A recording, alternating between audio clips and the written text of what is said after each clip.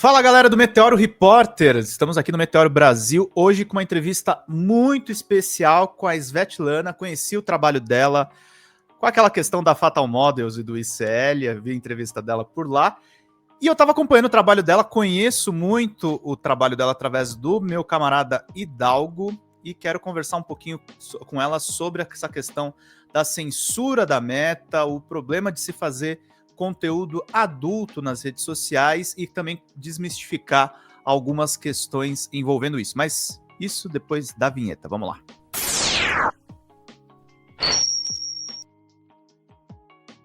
Eu acho que eu posso te chamar assim, né? Svet, quantos perfis no Instagram você criou depois dessa censura absolutamente sem noção da Meta, sendo que você não infringe nenhuma norma deles, pelo contrário, você só faz um trabalho de conscientização a respeito da sua atuação e da sua militância, por que não? Seja muito bem-vinda aqui ao Meteoro. Tudo bem, Svetlana? Tudo, muito obrigada. Primeiro eu queria agradecer o espaço mesmo.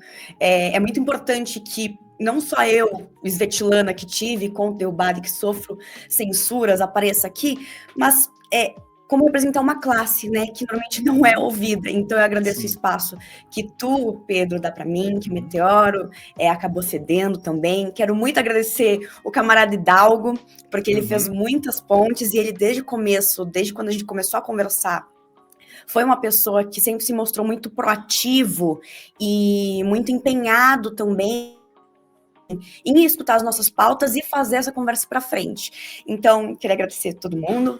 Olá, boa tarde, espectadores do Meteoro. Também, antes, eu só queria me apresentar um pouco, para que as pessoas saibam um pouquinho quem eu sou, até porque com tanta conta que cai, né, às vezes o pessoal esquece. Mas meu nome é Svetlana, Svet, ou Lana, ou Veveta, seja o que você preferir falar. Eu sou ativista pelo direito das trabalhadoras sexuais, puta ativista. Eu sou trabalhadora sexual, deve fazer uns 6, 7 anos. E, bem, vamos lá. Sobre as minhas contas do Instagram, essa é a terceira que cai. Eu tive uma que caiu com 40 mil seguidores, que era uma reserva. Eu tive, mais recentemente, a minha com quase 130 mil seguidores, que caiu também. E no mesmo dia acabou caindo uma que eu tava tentando reconstruir, mas com 2 mil seguidores já caiu. E essa questão justamente da censura, né, de eu não poder existir independente de quem eu seja, porque se eu tenho essa flag, né, como se eu tenho escrito em mim, seja no IP do meu celular, seja no e-mail, seja no número de celular, que eu já trabalhei com isto, com conteúdo sexual, eu posso enfrentar censuras. Isso, na verdade, não só no próprio Instagram, como a gente encontra também em contas de bancos, isso a gente pode falar um pouco mais destrinchado para frente. A comunidade de trabalho sexual, como, por exemplo, desenvolvedores de jogos, também enfrentaram recentemente estigma e preconceito pela atitude da Visa e da Mastercard de romper com a Steam, com a itch.io, caso eles não tirassem o conteúdo sexual em jogos, na teoria, né? Então a gente vê que todas as ações parecem que não estão conectadas, mas elas estão. Eu sempre falo que tudo acaba começando com nós, trabalhadoras sexuais, e depois acaba indo para outros setores. Quando o pessoal vê que ninguém liga para trabalhadora sexual, acaba indo para outros setores. Então, por exemplo, a própria questão da censura do Instagram, ela vem, na verdade, mais ou menos desde 2017, que foi aprovada uma lei nos Estados Unidos, a Sexta FOSTA, Lei FOSTA. O que ela pretendia combater lá nos Estados Unidos? O tráfico sexual, né? A questão é que lá, na maior parte dos estados, é um crime, então eles queriam criar mais uma lei para que não só os trabalhadores sexuais que estivessem nas ruas fossem prejudicados, mas aqueles que, por exemplo, tivessem uma conta no Backpage ou Craigslist, que são sites de classificados, né? Essa lei ela foi assinada pelo Donald Trump lá em 2017, com apoio de feministas radicais, e o grande intuito dela era: vamos proteger as mulheres. Isso, inclusive, afetou os principais sites adultos no mundo todo, né, Svet? Sim, sim. Teve o caso do Pornhub, sim. Então, isso tudo começou justamente com uma reportagem na Rolling Stone, que se chamava Children of Pornhub, que realmente o escritor, o jornalista dessa reportagem, ele colocou pontos que eram justamente bem, que eram justos, vamos falar assim. Como, por exemplo, antigamente a gente não tinha a verificação de identidade nesses sites. Então, realmente, qualquer vídeo poderia ser postado. Mas, no meio dessa própria matéria, a gente podia ver que tinha alguns agentes anti-porn que vêm justamente com esse viés religioso, que vêm com esse viés radifem, né, de feminismo radical, como, por exemplo, se eu não me engano, uma chamada Exodus Cry, que começou uma campanha que era o Trafficking Hub, justamente para falar, não, a gente tem que fechar esses sites. A grande questão quando acontece essas coisas é justamente esse pânico moral, porque ninguém vai virar e falar, eu sou a favor de tráfico de pessoas. Sim. Então, é usada essa cortina de fumaça para que direitos de trabalhadores sexuais sejam caçados.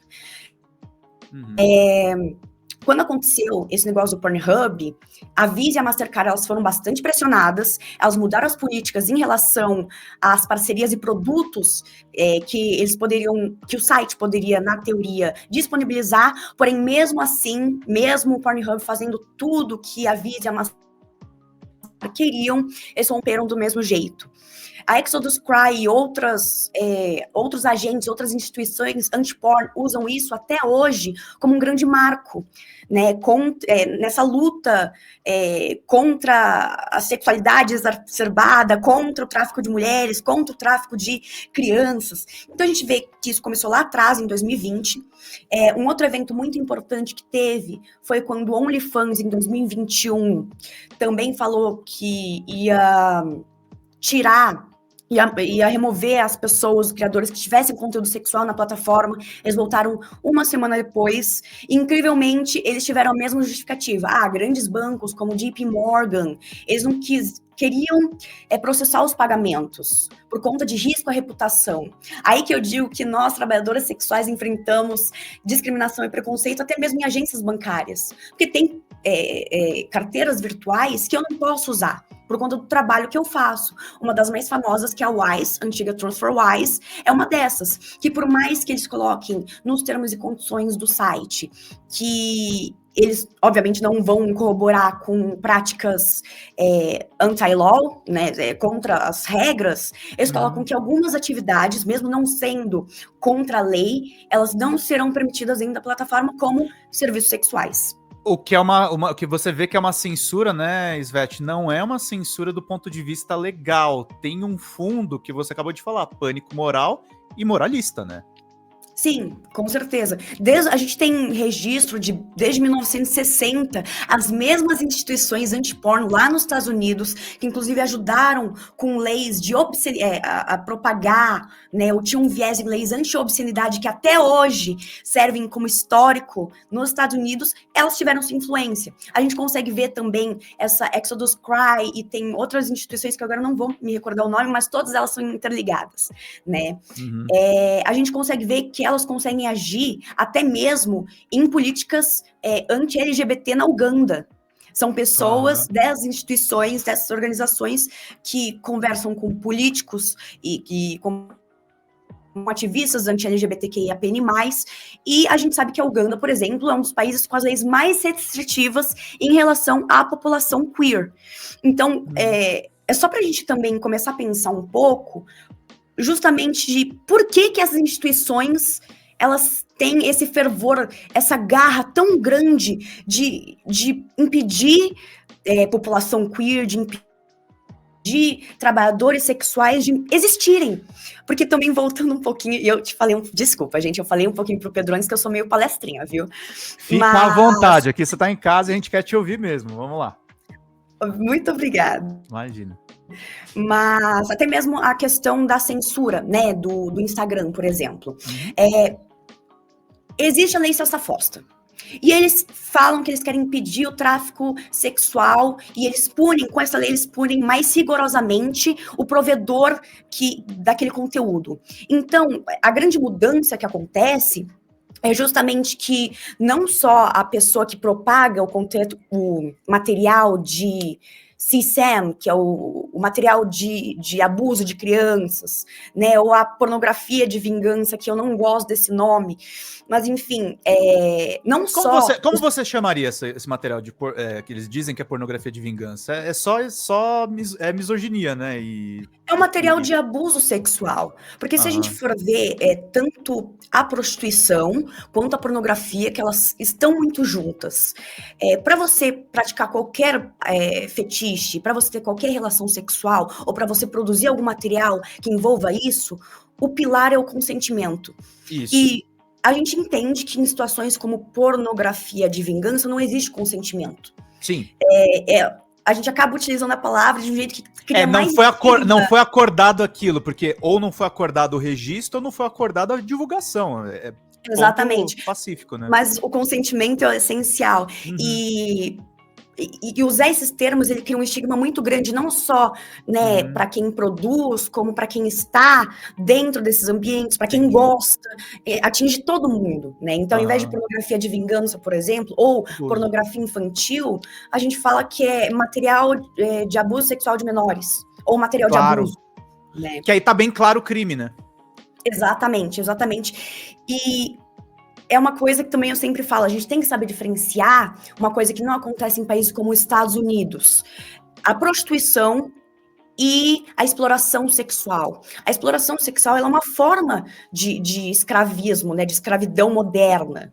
Já a prostituição, ela envolve uma pessoa autônoma. Você encarar tudo como a mesma coisa, encarar que eu, como trabalhadora, não tenho ciência do que eu faço, não tenho autonomia do que eu faço, que é diferente, né? Eu posso recusar um cliente, uma mina que está na rua, por mais que as pessoas tenham essa visão que não, você aceita qualquer coisa. Não, elas têm o direito de recusar, e muitas recusam, sabe? Umas coisas que eu falo para quem não está dentro e quem não teve essa vivência, às vezes estranho, sabe? Mas acontece. É o que acontece, sabe? E, enfim... Como qualquer outra profissão, né, Svete? A gente precisa também tirar esse estigma. Eu, como jornalista, por exemplo, tem pauta que às vezes eu prefiro não... sei lá, eu sou fã de amigos que cobriram guerra. Eu prefiro não cobrir guerra, entendeu? Eu prefiro que as guerras não aconteçam, por exemplo, né? Mas, assim, tem gosto pra tudo. E os caras vão lá e tocam. E fazem bem o trabalho deles. Mas é o que você falou, é um trabalho. Você optou... E aí, essa que é a questão que é o que você acabou de falar. O pilar, na verdade, é o consentimento. Sim, com certeza. E voltando um pouquinho, porque é isso, a gente começa a conversar, e eu tenho medo de perder um pouco a linha, viu? Vai lá. Falando um pouquinho do Instagram, né? Com essa lei do Sesta Fosta, não só a pessoa que reproduz, que tem esse material, como os próprios provedores, eles também podem ser processados. Então, no caso, vamos voltar também um pouquinho, o caso que eu te falei do Pornhub, né, da matéria que teve na Rolling Stone. Tem uma guria que é a Serena Flights. Ela iniciou um processo contra o Pornhub. E não só o Pornhub foi processado, a MindGeek, como também a Visa foi processada. Então, eles têm este medo de serem colocados num balaio de alguém que está fazendo alguma coisa contra essa lei que é nova, mas mal foi utilizada nos Estados Unidos nos primeiros 3 anos ou 4 anos da sua criação. Isso a gente tem também registro, porque na criação dessa lei existe um CapCut, vamos falar assim, que exige um estudo para ver a eficácia dessa lei. Então, existe essa lei. Os veículos, por exemplo, o Instagram, Meta, né, junto do Facebook, o Twitter, todas as redes, elas têm que criar mecanismos para que elas não sejam prejudicadas. Elas não vão criar. Elas criam moderação por IA. E aí que está toda a grande falha do sistema. Porque, por exemplo, pessoas que são expostas, como eu, como o Thiago Santinelli, que também teve a conta dele suspensa, mas voltou, como o Jones Manuel, que também teve a conta dele suspensa, mas voltou. Nossa, até me perdi um pouquinho, peraí. Não, tranquila. E essa questão, você vê que é um negócio que é generalizado e tem o fundo moral em cima do seu trabalho. Vai lá, retoma. Vamos lá. Sim, sim. Porque essas pessoas como o Thiago, o Jones, por mais que eles também sofram diversos ataques, e aí que tá a falha na moderação, que eles não conseguem distinguir e não querem, na verdade, contratar pessoas para distinguir o que é um report que realmente tem cabimento e o que não é, é isso, a gente recebe denúncia em massa. Então, a partir do momento que a gente recebe denúncia em massa e ninguém julga o que é certo e o que não é, a minha conta vai cair. Né? O grande problema também é que, como a gente sabe que a sociedade que a gente vive, a justiça, ela é burguesa, ela é conservadora, enquanto pessoas como o Jones e o Thiago, eles conseguiram uma resposta muito rápida, no caso deles, eu não consegui. Eu tentei já recorrer à justiça, eu tô com um processo, na verdade, contra o Meta, e uma das primeiras coisas, na verdade, que eu tentei foi uma liminar de urgência para que retornasse a minha conta, visto que é meu trabalho, né? Claro. E, infelizmente, quando a gente perde a conta, não aparece nenhum aviso para os teus seguidores. E a resposta que eu tive, a primeira resposta da liminar foi que, a gente não vai, né, o juiz falando, a gente não vai retomar a conta dela porque ela faz conteúdo sexual, né? Mas a questão é que eu não postava no meu Instagram. Então, olha até onde o preconceito vai. Não importa quais sejam quaisquer outras minhas atribuições. Se eu faço trabalho sexual, isso apaga tudo que eu faço. E eu tenho um trabalho que é de militância, que é justamente de desmistificar todo esse mundo que é o meu mundo. E que militância de esquerda, se me permite dizer, né? Claramente. Sim, de esquerda, porque também tem muita gente que não me considera de esquerda, né? Hoje em dia, o que mais as pessoas usam para me atacar é você é uma feminista liberal, né? Nossa. E assim, eu não tem o menor sentido, né?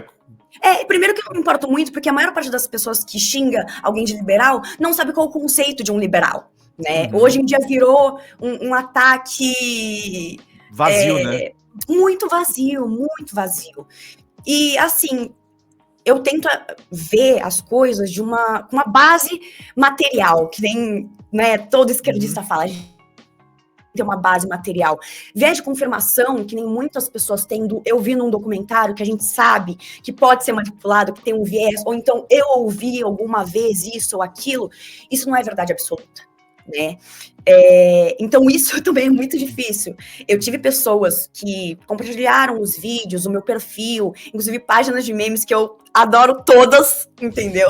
E uma das páginas me falou, poxa, eu compartilhei, eu te seguia na outra conta, eu compartilhei quando a tua conta caiu, mas o alcance foi lá embaixo. Enquanto eu compartilhando de outras pessoas, ou outras coisas, ou qualquer outra coisa, o alcance foi lá nas alturas. Então a gente consegue entender também, e eu como trabalhadora que estou, que eu não sou de direita, sabe? Que eu sou de esquerda e eu quero disputar esse espaço porque é importante, porque eu não quero ninguém falando por mim. É muito difícil a gente ver quando não existe essa abertura, sabe? E até voltando às primeiras frases que eu disse quando eu comecei a entrevista contigo, né? Que esse espaço é importante, porque as pessoas não querem dar esse espaço. Eu entendo que é espinhoso. Eu entendo que surge, sim, muita contradição, que tem coisas que a gente tem que ler, que a gente tem que conversar, ir na rua, sabe, nas boates, conversar com as gurias. Eu sei que não é todo mundo que consegue fazer isso. Sim. Então, o importante é ter... sabe, essa abertura das pessoas entenderem, ok, é uma coisa diferente que ela tá falando, sabe? É diferente da minha perspectiva. A gente não tá, com todo respeito a toda a teoria que a gente tem, mas a gente não tá mais em 1910, sabe? A gente tá num mundo em que o trabalho doméstico, ele começa a ser reconhecido como trabalho essencial também, e o trabalho sexual, ele não é. Por mais que os dois tenham, sim, sua importância e seu valor social. Não só como sexo, como valor de entretenimento, né? Mas tem o seu valor social. Não, Svete, eu vou até falar assim, vou até me abrir um pouco. Eu nunca usei o serviço de trabalhadora sexual, mas eu enxergo, cara, acho que uma coisa também, nós como trabalhadores, a gente precisa enxergar... Pô, a mulher não é dona do próprio corpo? Se existe esse mercado, e veja, eu não tô nem fazendo assim, eu prefiro não usar esse serviço, mas é um serviço que está disponível aí e que muitos homens recorrem, e de maneiras até que você acabou de falar, é consentido. sadias até do ponto de vista, se o cara pode recorrer a esse serviço, por que não? E aí entra numa coisa, eu sou formado em filosofia na USP, né? Eu fico numa coisa assim, as pessoas ficam num negócio assim, extremamente moralistas, quando elas não são nada éticas em quatro paredes. O cara que fala mal da prostituta é o cara que vai lá e agride a parceira. Sim, com certeza. Tipo, qual é o nexo disso, desse pânico moral todo? É uma imbecilidade. Não sei o que você acha a respeito disso, queria te ouvir um pouco. Assim, eu fico sempre no meio do fogo cruzado, porque quando existe esse pânico moral, não existe só, né, como eu disse, o pessoal de esquerda, né, muitas vezes o pessoal de esquerda que vem pra mim e tenta me menosprezar, como, por exemplo, você ajuda a objetificação da mulher, como se não existisse antes, né, porque a pornografia corrói o cérebro das pessoas, como se a gente não tivesse pintura rupestre, que já tivesse a imagem, sabe, de 2 bonequinhos de pau, sabe, fazendo alguma coisa sexual.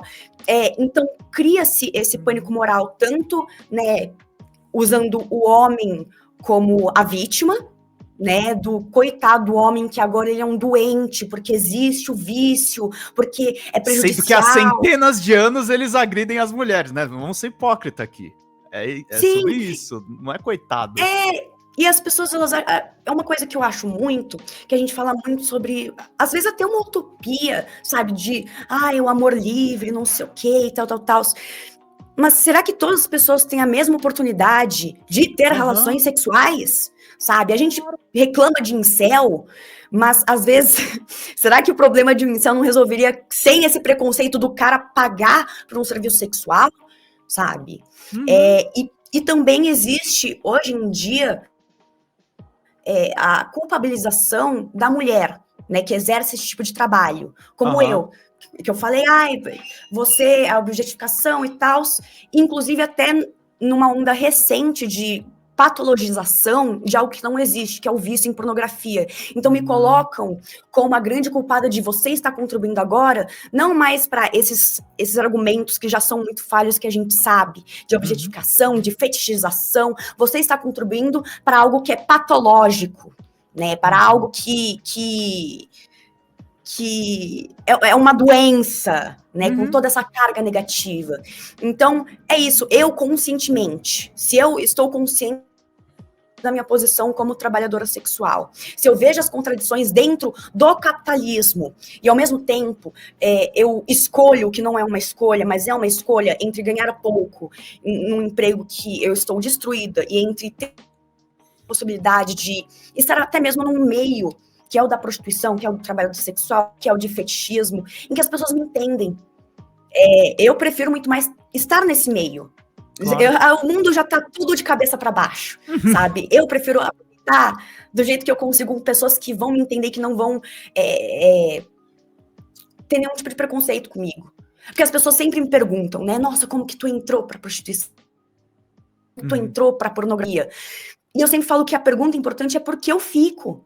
E olha tudo isso que eu te falei até agora. Esses ataques sistemáticos, né, que a gente tem em rede social, que é o nosso novo ambiente social, que é o virtual. A gente tem ataques, como, por exemplo, a situação que eu fui lá entrevista no ICL, que eu falei sobre a PL do pastor Henrique Vieira, como recentemente, este ano, a gente teve a PL 778, 2025, do Kim Kataguiri, que ele não faz nada, né? Mas assim, ele tem que aparecer de algum jeito, e ele queria fazer, que ainda está em tramitação, mas deu uma parada porque eles gostam mesmo de polêmica, causar, né? E depois ninguém lembra.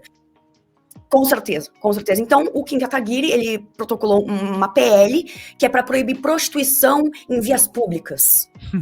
O que não faz sentido, porque, assim, as prostitutas, elas não realizam o seu serviço no meio da rua. Elas podem captar os seus clientes, né? Mas o serviço é realizado dentro de apartamentos, dentro de motéis, dentro de vários outros âmbitos que, inclusive, já são criminalizados. Já são, como as casas de prostituição, o rufianismo, que é a cafetinagem.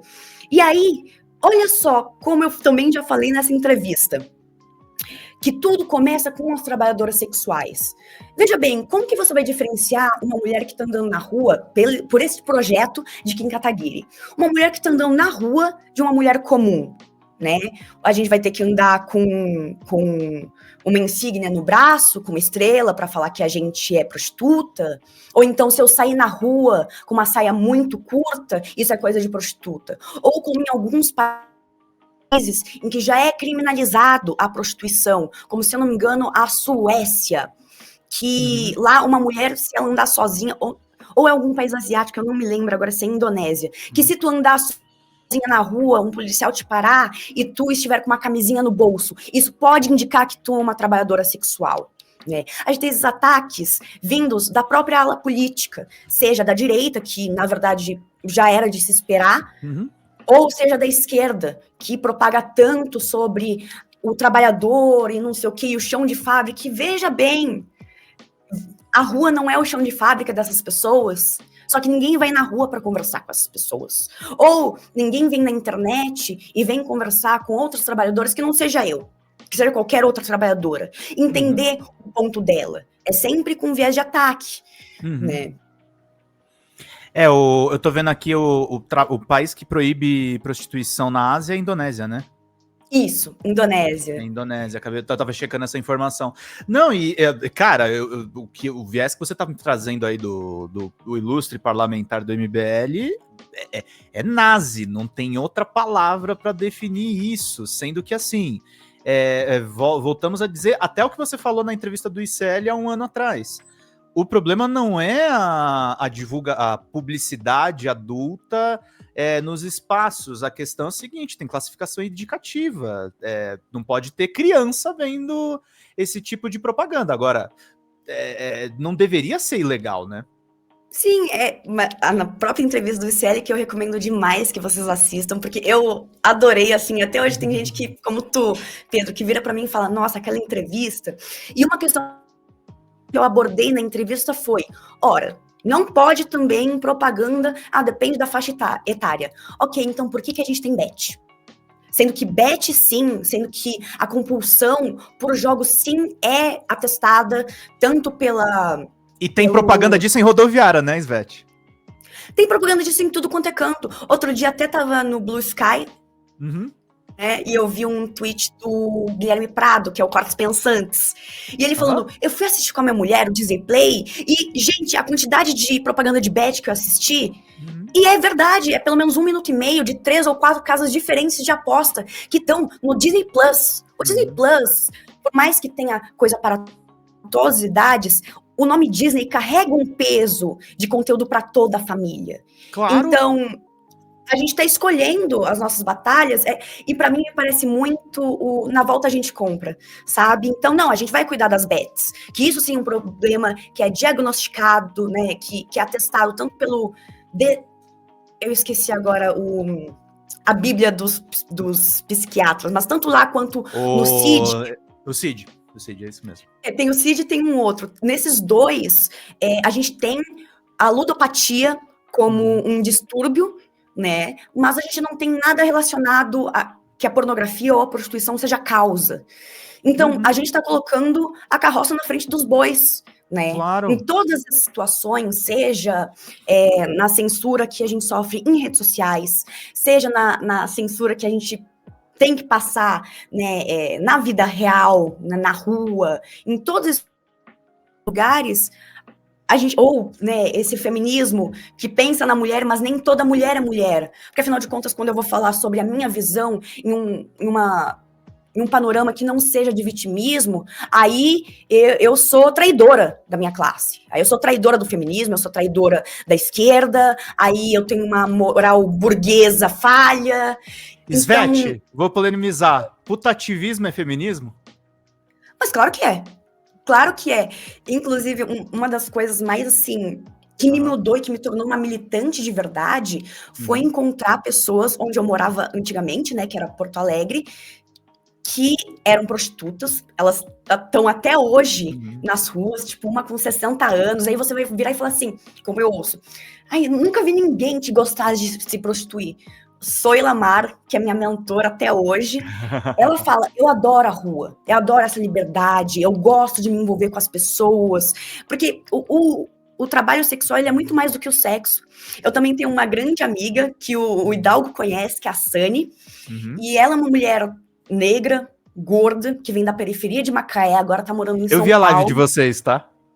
Ai, viu? Ai, ela é perfeita. Eu vi. Sabe? E ela fala umas coisas com um sotaque fluminense, carregado, sabe? Carioca. E uma coisa que ela sempre fala é: Lana, se eu vender sexo, eu tava morando debaixo da ponte, sabe? Porque não é só sexo, é todo um trabalho de cuidado que as pessoas não têm noção. Então, quando eu comecei a fazer o meu trabalho de ativismo e conhecer uma história que eu não conhecia, que era a história do movimento brasileiro de prostitutas, que vem desde os anos 80, eu falei, nossa, essas mulheres, elas são... Como não falar que elas não são feministas, claro, sabe? A gente teve enchente lá em Porto Alegre, e, na verdade, em toda Rio Grande do Sul, no ano passado, e elas falavam, a gente não é uma ONG assistencialista. Porém, a gente conseguiu, por meio de várias doações, entregar cesta básica para mais de 40 prostitutas, sabe? A gente conseguiu chão, a gente conseguiu kit limpeza, a gente conseguiu geladeira, fogão, porque tu dá a cesta básica, mas como que a pessoa vai cozinhar se ela não tem o fogão, se ela não tem a panela? Então, vai me falar que isso não é uma coisa muito mais forte do que, não menosprezando qualquer outro tipo de feminismo, por favor, mas são os feminismos agindo, né? A gente não faz nada pra prostituta, na verdade a gente faz as coisas pra mulher. Sim. Porque a prostituta nada mais é do que uma mulher. Assim, obviamente existem, hoje em dia, principalmente com a teoria queer e tal, existem pessoas que são queer não binárias, existem homens prostitutos, mas é um movimento que eu conheço, que aqui no Brasil começou com prostitutas. Então, desde a época dos anos 80, são prostitutas que passaram pela ditadura militar, que passaram por diversas torturas, que passaram pela redemocratização, que passaram pela luta e pela construção do SUS, pela distribuição gratuita de camisinha, não só para quem era grupo de risco, né, que falava, acho que eram os 4Hs, se eu não me engano, que eram os haitianos, os homossexuais, os hemofílicos e o quarto eu não lembro. Antigamente, primeiro que não existia camisinha aqui no Brasil. Então, essas mulheres da ONG, elas iam até o Paraguai para comprar camisinha, voltavam para o Brasil e entregavam para as meninas em Porto Alegre e região, né? E elas colaboraram para a saúde pública. Isso que é importante as pessoas saberem disso. Sim, porque as pessoas, elas pensam, e eu não tiro mérito, obviamente, por exemplo, do movimento LGBTQIAPN+. É que esse movimento sempre esteve muito junto da gente. Então, por exemplo, no Rio Grande do Sul, a gente tem o GAPA, né, que é um grupo que também surgiu nessa época justamente para batalhar e para disseminar informações sobre o vírus o HIV/AIDS, né? E junto do GAPA, tava o NEP, que é o Núcleo de Estudos da Prostituição, essa ONG que eu tô falando que eu tive a grande sorte de ser voluntária, e eles batalharam pela distribuição gratuita de camisinha para todo mundo, porque não existe grupo de risco, porque todo mundo tem o risco de pegar alguma infecção, de pegar alguma doença. Também teve, né, lá pelos anos 2003, se eu não me engano, a inclusão da profissão, né, na classificação brasileira das ocupações de trabalhador do sexo, trabalhador sexual, prostituta, meretriz, mexer, tudo isso como profissão. Então, por mais que a gente não tenha uma regularização, né, dessa profissão com piso salarial, com mínimo por hora, enfim, assim como um designer também não tem, a gente tem a classificação de que é uma profissão. Então, eu, por exemplo, como uma trabalhadora sexual, eu posso recolher no INSS, fazer a minha contribuição no INSS como uma trabalhadora sexual. Isso são alguns dos recortes que eu acho muito importante para a construção de uma entidade nacional da prostituta, sabe? Que quando a gente... E eu gosto muito da palavra puta, né? Eu até lancei um vídeo recentemente falando como é uma palavra forte e tal. Eu queria muito botar puta no título desse vídeo, só que o YouTube não me deixa. Eu vou ter que botar alguma tarde. É fogo isso. Menino, quando eu fazia live, porque eu já cheguei a fazer live na Rádio Guerrilha, né? E quando eu fazia live, os meus vídeos todos eram desmonetizados. Porque se tem algum termo, né, alguma coisa sensível, aí a gente já vê né, nos termos e condições do a site, você não pode falar nada. A xerecada não monetizou, tá? Ai, não monetizou? Não monetizou, tá viralizando, a galera tá assistindo, mas tá Eu uma vi, eu tristeza. tava assistindo agora há pouco, acredita? Eu falei, ai, deixa eu ver. Eu tava me preparando pra essa entrevista, viu? Que eu pensei, vamos ver a opinião dos caras, né? Não, imagina, que isso. A gente é tudo amigo e tal. Não, eu e a Ana baixou quinta série, a gente ficou só fazendo piadoca lá e falando do moralismo da matéria do Metrópolis, que aquilo lá é Não, impecável. não é nada que eu não espere, né? E é justamente isso. Esse mundo de prostituição, de pornografia, de fetiche, é um mundo muito místico para as pessoas. Então, eu consegui É. entender, inclusive, o rapaz que escreveu essa matéria, num negócio meio lúdico, né? Que é o que passa pela mente das pessoas quando a gente fala de uma prostituição que é limpa também, né? Porque existe essa separação entre, por exemplo, que é como se fosse uma dualidade. A prostituta de luxo e a prostituta que fica rodando bolsinha na rua, num lugar... Acho que travou. Oi? Voltamos, vamos lá. Existe essa dualidade, né? As pessoas não conseguem, na verdade, pensar em...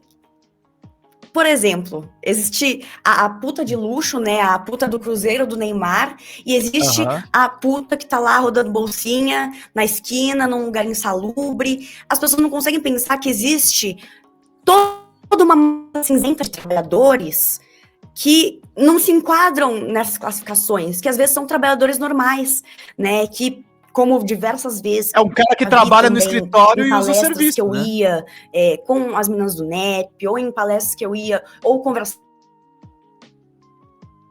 Chegou, acho que com lag. Ih, travou de novo. Depois de alguns probleminhas técnicos, agora estamos de volta. Vamos lá para aquele ponto que você estava falando, as putas de luxo e a pessoa que roda a bolsinha na rua, que tira da equação, né, Svete, a questão da... Tem o cara que trabalha em escritório e vai usar o serviço, e não tem nada de errado nisso. Isso é uma relação com consenso, é? Sim, e você tira toda a complexidade que existe dos trabalhadores, né? Porque por mais que eu seja de esquerda, eu tenho que entender que não é toda puta que é de esquerda, por exemplo. Tem putas que elas serão contra muitas coisas do que eu tô falando. Então, você classificar a trabalhadora sexual entre a puta que faz a romantização, né? A puta liberal lá do Cruzeiro do Neymar, e a prostituta, a coitadinha, sabe? A vitimizada que roda a bolsinha lá na rua, na esquina, e é uma coitadinha dela. Você acaba tirando da equação toda uma massa de trabalhadores que, assim como eu, assim como diversas pessoas que eu conheço, que trabalham para pagar as contas do mês, sabe? Pra gente, por exemplo, quando falam para mim, porque tu incentiva a objetificação da mulher, tu ajuda a indústria do sexo. Eu não sou a indústria. E para mim não interessa fortalecer nenhuma indústria. Eu sou uma trabalhadora que, dentro das condições que eu tenho, que eu estou vivendo, eu quero uma condição digna.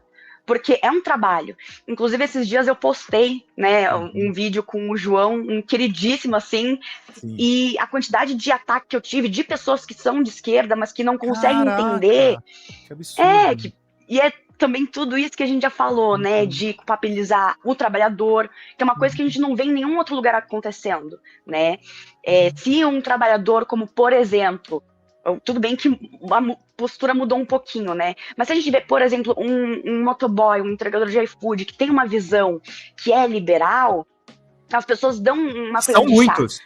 Que são muitos. E eu não culpo eles, assim como eu não culpo putas de direita, né? Mas quando é uma prostituta, seja lá o que ela fale que não condiz com o que tu pensa, aí as pessoas vêm com paus e pedras. Então é isso, você é liberal, você favorece a indústria do sexo, como que você pode ver uma outra mulher sendo explorada, enquanto a gente está gritando do fundo dos nossos pulmões, mas qual é o trabalho que não explora? Claro. Né? Qual o trabalho que você teve opção? Porque se todo mundo tivesse opção, ninguém trabalharia, sabe? Mas você trabalharia com isso se tivesse... Eu não trabalharia com nada.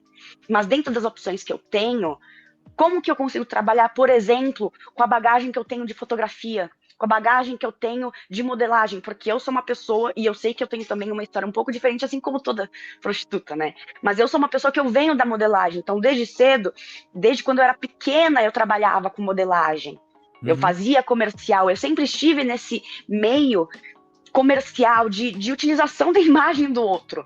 Então, como que eu posso utilizar isso de uma maneira que seja eficiente? E que eu não me sinta pressionada que nem eu era.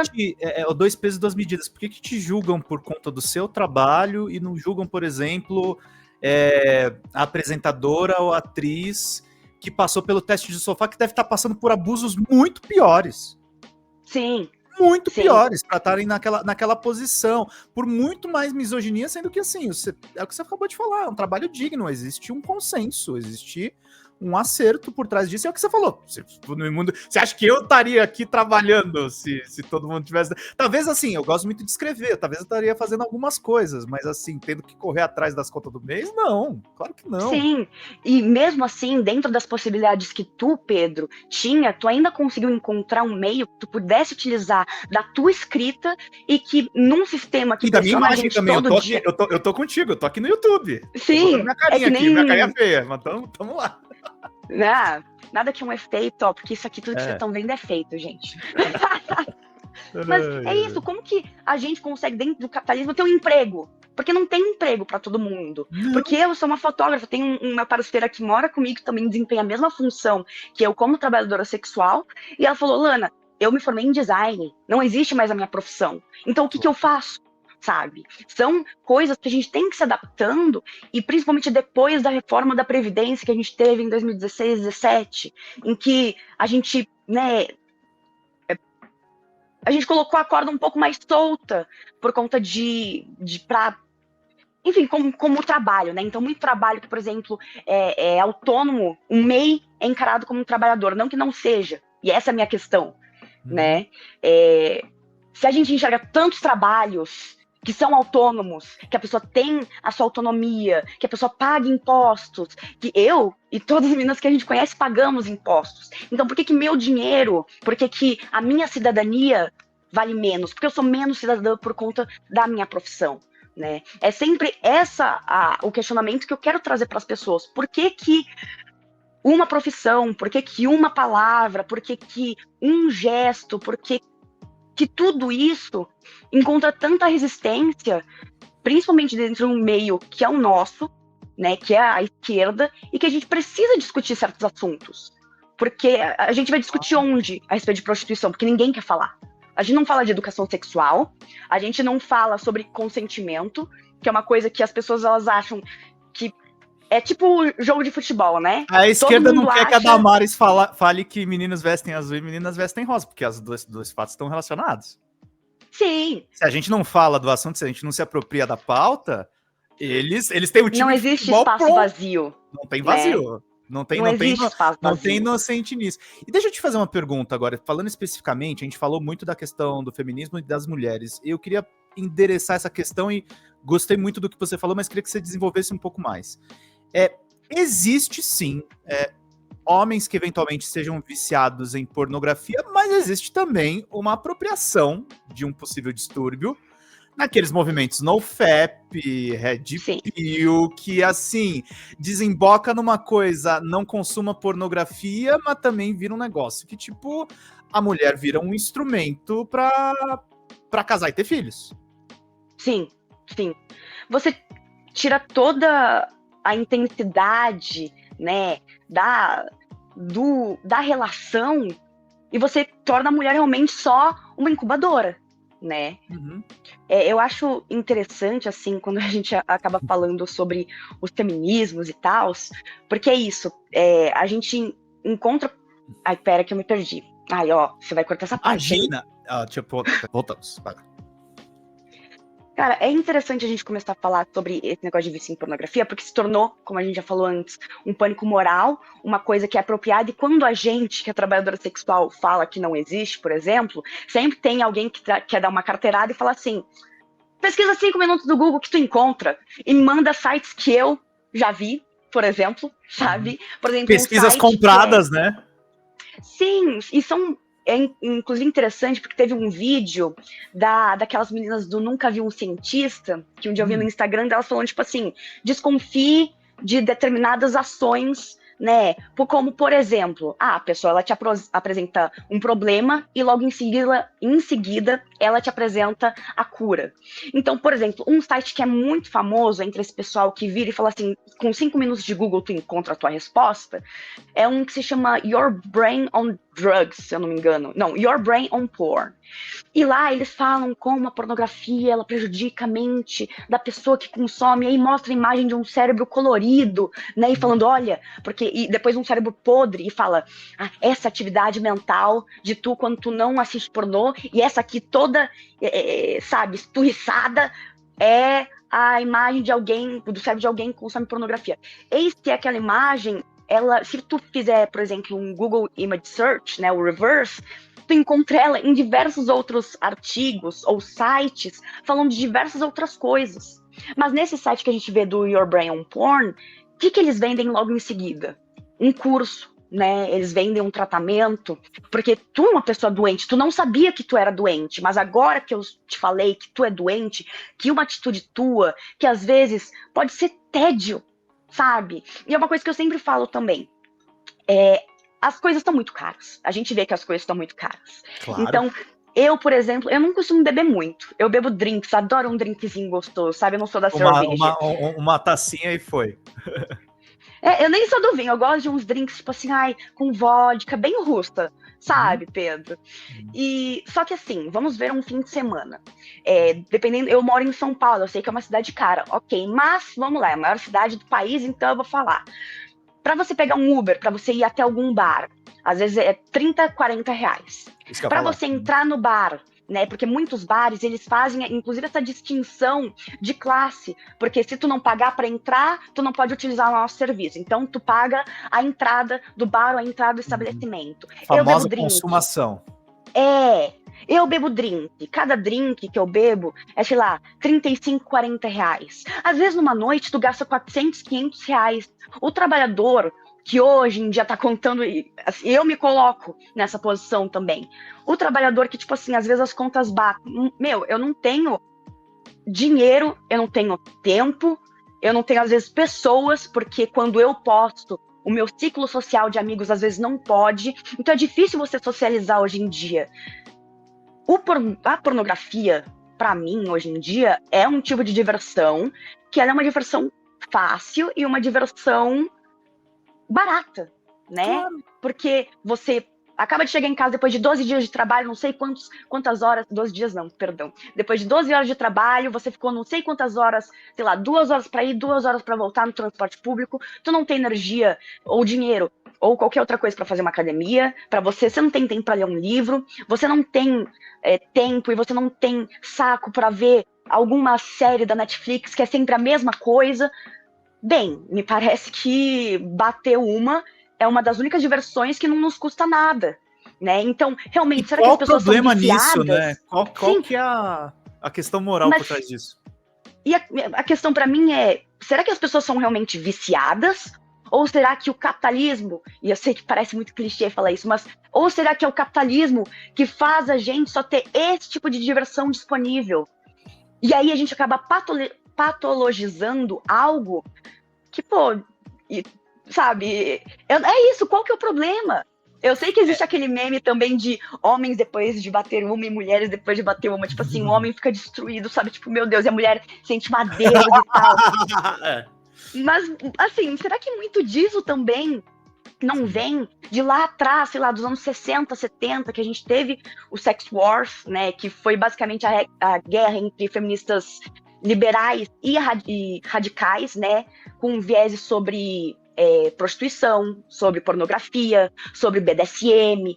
As radicais, elas sempre acharam que tudo isso foi só um reforço da dominância masculina, enquanto as liberais, não, elas achavam que pode existir, sim, um jogo e uma confiança nessa relação, né? Então, será que tudo isso não vem lá de trás, né, dessa briga, da revolução sexual dos anos 60, 70 também, em que a gente coloca o poder muito na mão da mulher, né? Porque a mulher agora tem que começar a se descobrir, a mulher empoderada, a revolução sexual passa pela mulher, enquanto o homem, ele é tido como doente, desde, sei lá, do século XVIII, se não me engano, em que também, por exemplo, se tu for ler Foucault, ele fala sobre isso, tanto na história da sexualidade como nos anormais, sobre a criança masturbatória, né?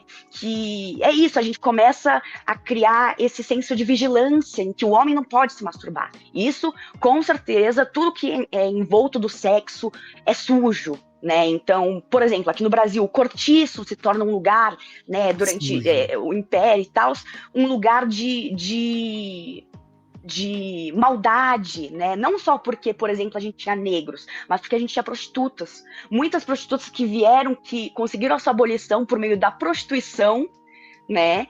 Mas elas carregavam os genes do mal. Então, você percebe como é só uma atualização de pânicos morais, né? Que chega até hoje, nesses movimentos tipo NoFap, como o Red Pill, né, em que eu, por exemplo, fazendo as lives que eu fazia lá na Rádio Guerrilha, eu lembro que um dia eu critiquei, já naquela época, né, eu critiquei sobre esses artistas de IA, né, que acabam enganando o pessoal, né, às vezes não avisam que é IA, mulher lá, e vendem conteúdo. Aí veio um homem, tinha que ser, né? Claro, Desculpa, sempre. Pedro. Não, minha amiga sempre falou assim, não, o cara fez merda, diagnóstico, homem, normal. Aí veio um homem e ele falou assim, vocês estão revoltados porque a gente tá acabando com o monopólio sexual de vocês. E eu me pergunto, qual monopólio? Porque eu, como mulher, né, desde quando, sei lá, e isso é uma coisa pesada de se falar, mas todo mundo sabe também, desde quando, sei lá, eu tinha uns 12 anos, 10 anos, eu sofro assédio na rua, sabe? Sim. Eu tenho medo, eu não posso andar sozinha na rua de noite com medo de acontecer. Uma menor das minhas preocupações é que eu seja assaltada. Então, que monopólio sexual que eu tenho? Sabe? Você estava falando sobre São Paulo, eu tô morando no interior agora, né? E é uma cidade que, tipo, R$50 eu vou a pé nos lugares e, tipo, eu vou tranquilo.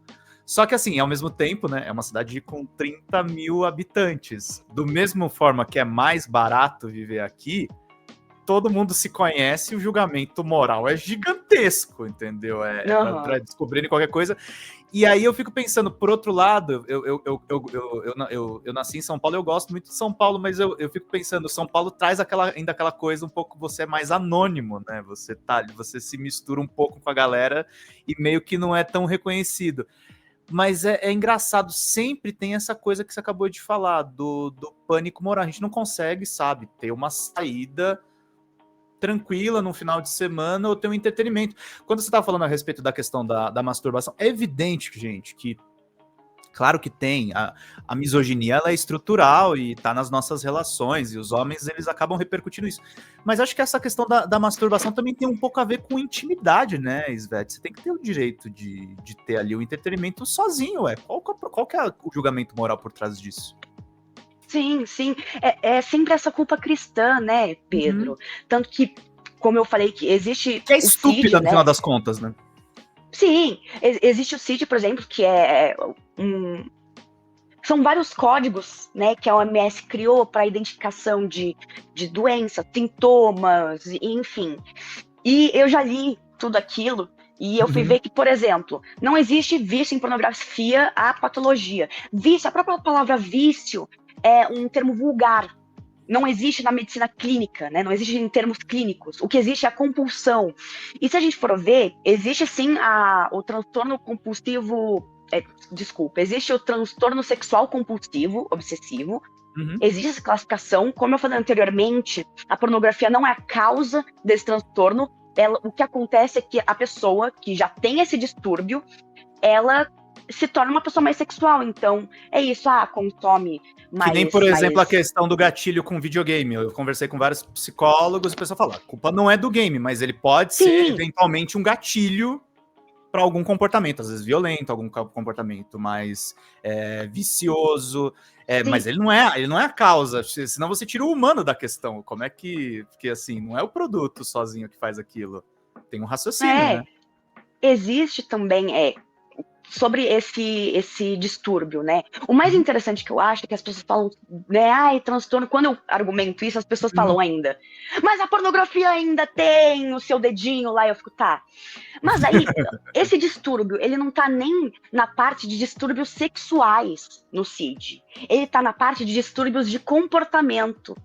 Então, não é algo nem causado por algo sexual, é algo que vem, às vezes, da sua formação social, do ambiente, da formação biológica, sabe? E é muito importante reforçar que quando você vai ler sobre a descrição desse transtorno, tem pelo menos umas 3 vezes a própria OMS falando lá, olha, a gente tem que ver com muito cuidado isso, para ver se não é um julgamento, justamente do contexto social que a pessoa vive, do contexto religioso, como, por exemplo, um homem que é homossexual, que tem suas questões religiosas e acha que procurar algum vídeo na internet, mesmo que seja 1 ou 2, ou enfim, e tenha essa curiosidade, é um transtorno compulsivo, é o vício em pornografia. A gente tem que ver com muito cuidado, porque importa, o contexto importa muito. Afinal de contas, se a gente fosse ver, sei lá, por exemplo, na época dos anos 60, 70, até mesmo nos Estados Unidos, o que era tido como pornográfico era a Playboy.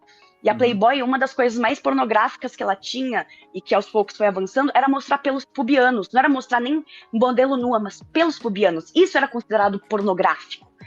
Então, é isso, é você sacar essas nuances que existem, sabe? É você conversar com as pessoas, às vezes, não pessoas do seu meio, mas você ir atrás, porque a gente tem esse costume de patologizar tudo, né? Porque, e até mesmo de um jeito piadista, né? Ai, porque eu tô muito ansiosa. Ai, porque a depressão de não sei o quê.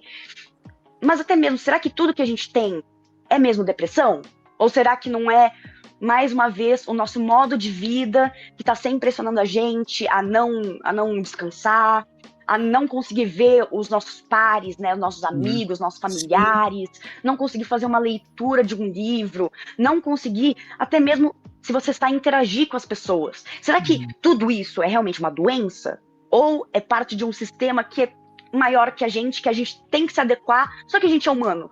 Né? Então, como que um humano vai se adequar a uma coisa? A gente não consegue se adequar nem a modo de estudo diferente, né? Porque tem gente que consegue entender, né, no meio pedagógico que a gente está, né? Tipo, ensino médio, ensino fundamental, tal. Tem gente que o método de ensino é diferente. Então, olha só, as pessoas, elas são complexas. E não só isso, como as prostitutas são complexas, né? As prostitutas são complexas, os homens também, eles podem ter uma outra... É isso que eu falo também um pouco, quando a gente vê pelo aspecto cultural, a gente pode se apropriar disso de uma maneira muito mais libertária, muito mais inclusiva, muito mais... Até do lado, assim, é evidente que não existe homem feminista, mas a gente pode ser aliado de vocês nessa luta, nessa questão de naturalizar esses processos e de educar, inclusive, até do ponto de vista da educação. A extrema-direita não adora falar, a esquerda não se importa com as crianças. Não, a gente quer ensinar, inclusive, a questão sexual para que eles não sejam submetidos a um conteúdo que seja nocivo. Tá tudo certo. Sim.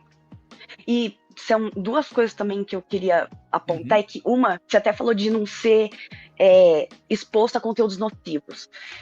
Na Nova Zelândia, a gente tem o trabalho sexual como trabalho regulamentado. E lá, olha só que interessante que eles fizeram. Teve um ano que eles fizeram uma propaganda que era para falar dos males da internet e a pornografia. Mas eles tiveram uma abordagem diferente. Primeiro que eles contrataram 2 atores pornôs para fazer essa propaganda. E o segundo, que na propaganda, o que eles falavam? Olha, é muito importante que você converse com o seu filho para ver o que ele está acessando, né? Porque essas coisas vão chegar nele. Então, o importante é que haja conversa para que quando essas coisas cheguem, a gente consiga lidar direito com um adolescente que viu... Né, que viu um vídeo pornográfico, que eu não concordo, por exemplo, que durante a fase de crescimento os adolescentes assistam pornografia, né, a pornografia mainstream que a gente vê, não, porque é um momento de formação, mas a gente tem que ter a ciência que isso vai chegar, então é melhor que as pessoas proíbam, que haja esse proibicionismo, como a gente tem com as drogas, em que um adolescente pode comprar uma droga em qualquer biqueira, que ninguém vai pedir identidade, não sabe o que está comprando, não sabe para o que vai usar. ou então é bom a gente ter uma regulamentação, porque a gente tem esse controle, que a gente forneça condições melhores para as pessoas que estão dentro dessa área, né? As pessoas que consomem, os clientes, as pessoas que é indissociável, por exemplo, como eu falei anteriormente, a prostituição ela não é feita no éter, então precisa de um espaço, precisa às vezes de alguém que administre, sim, a área. Não que isso seja um crime, mas é pensar que não existe no éter. E eu trabalhando, eu influencio na economia, seja eu comprando minhas roupas, seja eu comprando minha comida, enfim. E uma outra coisa também que eu acho muito importante de falar, que tu falou sobre... Porque nós, homens, por exemplo, a gente pode ajudar na luta feminista. E eu lembro que teve um dia que chegou no meu Instagram uma pessoa perguntando, tipo assim, olha, porque eu tô de esquerda e tal, e assim, eu queria contratar uma prostituta, só que eu não sei, porque me parece errado e não sei o quê. O que você acha que eu deveria fazer? Aí eu falei, cara, por que você acha que é errado? Ah, porque eu tô pagando e não sei o que, eu não tô... Ah, é como se eu considerasse ela um objeto. Eu falei, não, depende. Depende de como que você age com ela, né? Porque quando você chega numa loja, por exemplo, você tem todo um script de como você vai falar com o vendedor.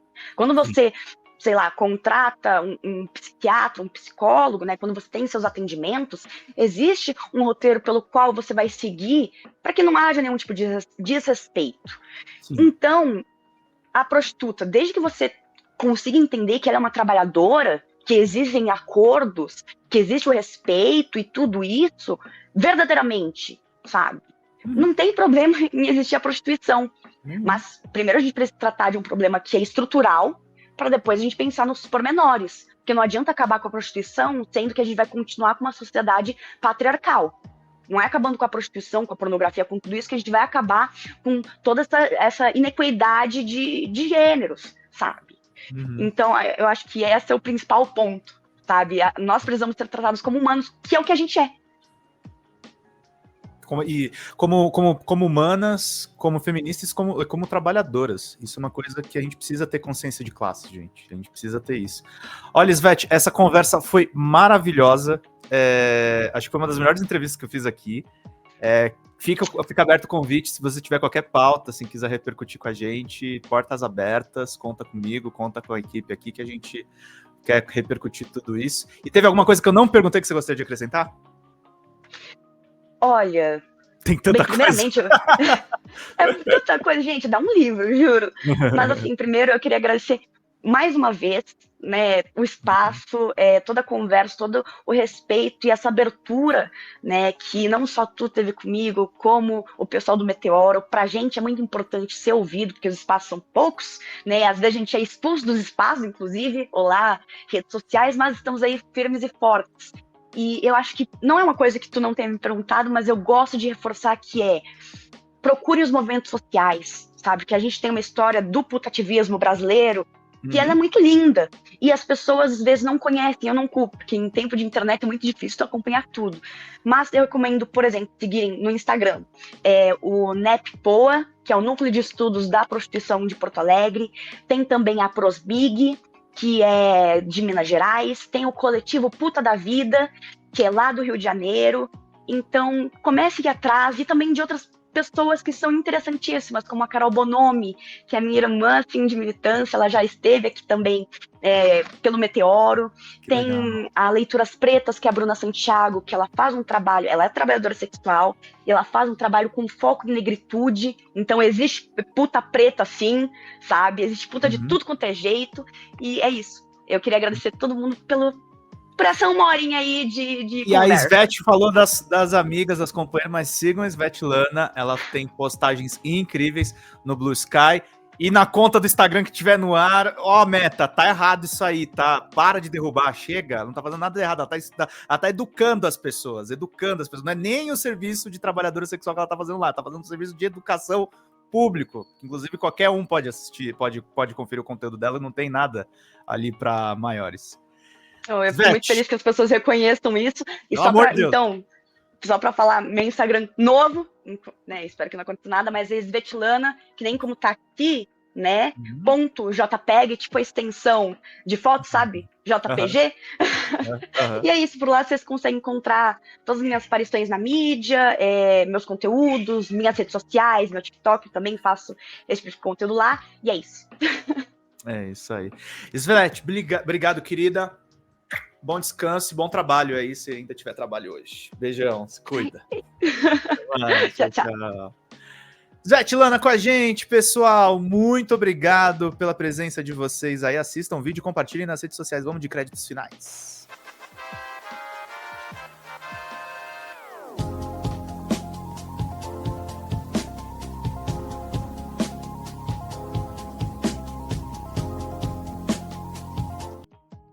Vida longa e próspera, gente. Até mais. Tchau, tchau.